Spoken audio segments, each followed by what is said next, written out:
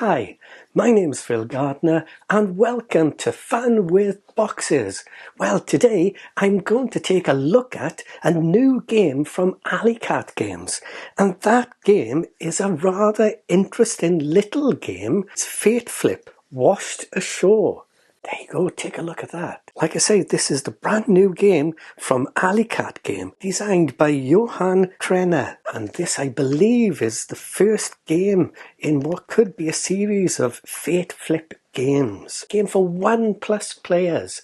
So a game you can play solo, or a game you could play along with 1 or 2 other people. It's for ages 10+ and will last around 35 minutes per chapter. And what is Washed Ashore?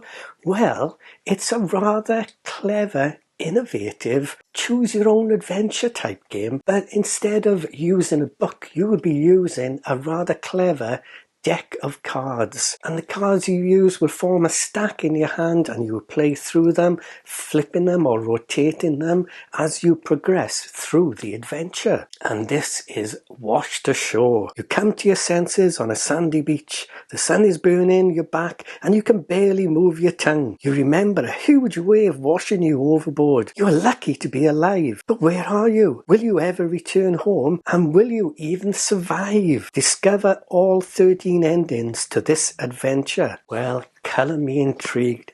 What a fascinating little game this is. Let's take a Fun with Boxes look at what you get in a game of Washed Ashore Fate Flip. Although I must say it will be spoiler 3, so I'm quite limited on how much I can show you.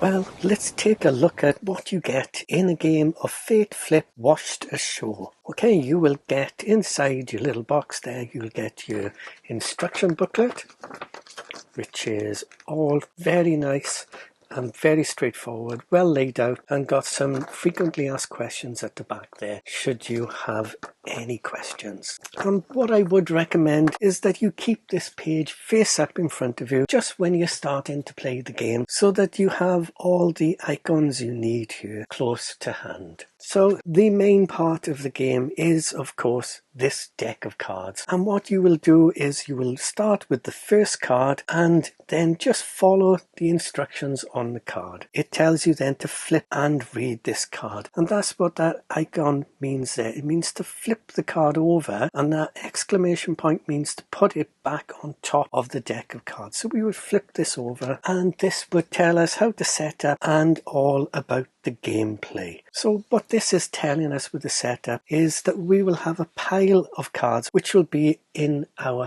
hand. The instructions tell us to take cards number 2 to 14 and put them as a separate deck on the table, and these will be the items that we can collect during the game. So let me take these straight away here and pop these onto the table there. And then it says we take card 15 and discard this card and place it underneath the story deck. So we would pop this under here, and then we would take card 15 into our hands.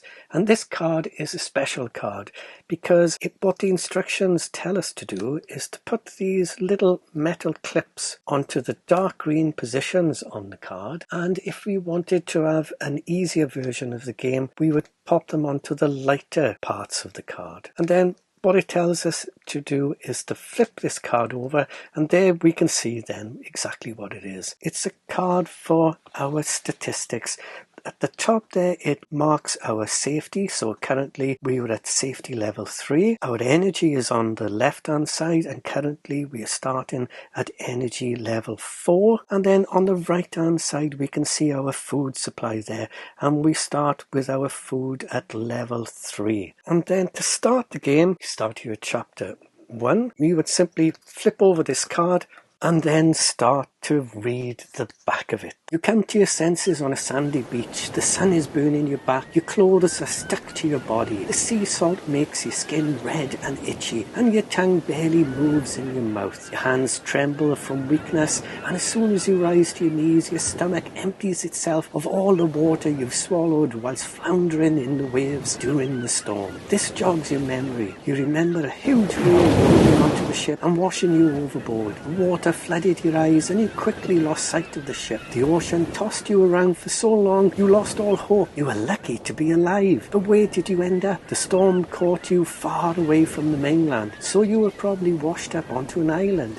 But is it inhabited? Has it been mapped? And do ships sail here? Will you ever return to your homeland? And will you even be able to survive? So what this says then is to take cards 17 to 20 without shuffling them, and then start reading the top card. So what we would do is take cards 17, 18, 19 and 20, and then pop that card onto the deck. So this now is our stack of cards, and we would simply start reading it. So without looking at the bottom, we would start reading this card. Your memories of the last few hours before you were washed on this unfamiliar shore start to come back, and then you are presented with two options, and depending on what option you take, you will simply follow the instructions on the right hand side. So the two options we have, the first option there is your hands are still shaking and your knees are buckling from what you've gone through. You decide to gain some strength in the cool shade of a nearby palm tree. You lie down on the sand and soon fall asleep.